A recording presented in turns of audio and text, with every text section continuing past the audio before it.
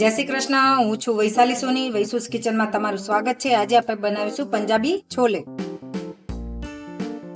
છોલે બનાવવા માટે મેં છોલેને 2 પાણીએ સરસ ધોઈ અને 8 થી 10 કલાક સુધી પલાળીને રાખ્યા હતા. હવે આપણે આ પાણી કાઢી લઈ અને એને પ્રેશર કુકરમાં 8 થી 1 વિસલ લગાવી દઈશું. 1 વાટકી છોલેમાં આપણે 2 ગ્લાસ જેટલું પાણી નાખીશું. 1 ગ્લાસ પાણી અને 1 ચમચી જેટલું મીઠું નાખીને એને 8 વિસલ લગાવી દઈશું.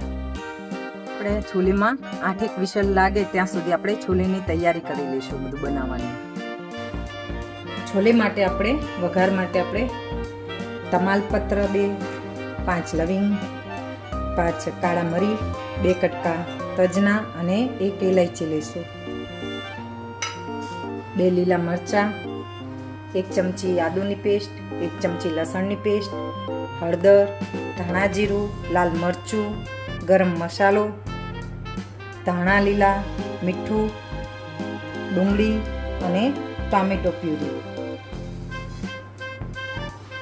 આપણા ચણા હવે રેડી થઈ ગયા છે. 8 વિસલ લગાવી હતી. જો એકદમ સરસ ભંગાઈ જાય છે ને. આપણે આમાંનું હવે બધું પાણી કાઢી અને એક બાઉલમાં લઈ લઈશું. રાખી દીધું છે.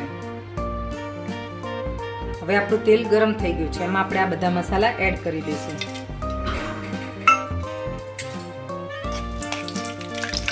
લસણની પેસ્ટ નાખીશું, લસણ, લીલા મરચાં. હવે આપણે એમાં ડુંગળી નાખીશું. આપણે જે 2 નંગ ડુંગળી કટ કરીને રાખી હતી એ.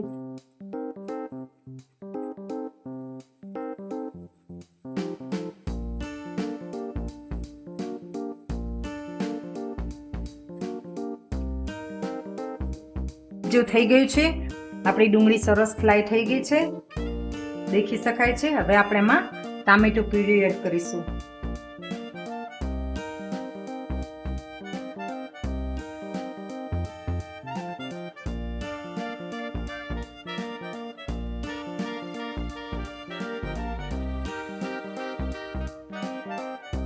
હવે આપણે એમાં અડધી ચમચી હળદર એડ કરીશું,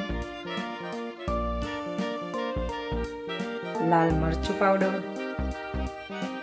2 ચમચી, અડધી ચમચી ધાણા જીરું પાવડર અને અડધી ચમચી મીઠું. મીઠું સ્વાદ મુજબ તમે કરી શકો છો. તો આપણે ચણા બાફતા પણ મીઠું નાખ્યું હતું એટલે આપણે એને માપે લઈશું.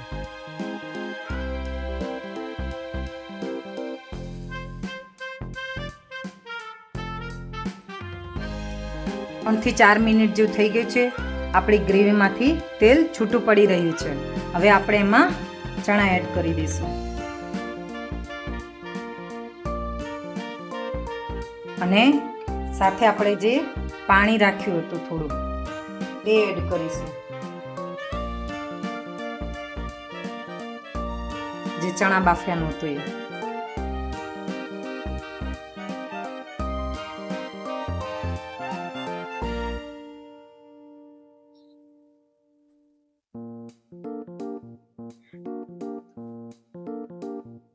બે થી 4 મિનિટ પકાવવા દઈશું ઢાંકીને. હવે 4 મિનિટ જેવું થઈ ગયું છે અને એની કન્સિસ્ટન્સી રેડી થઈ ગઈ છે. જુઓ એકદમ. હવે આપણે એમાં ગરમ મસાલો એડ કરીશું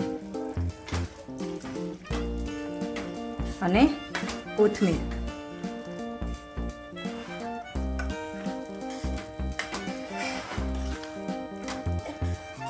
એટલે રેડી છે. આપણે ગેસ બંધ કરી દઈશું, સર્વ કરીશું. હવે આપણા છોલે તૈયાર છે, એકદમ પંજાબી સ્ટાઇલ.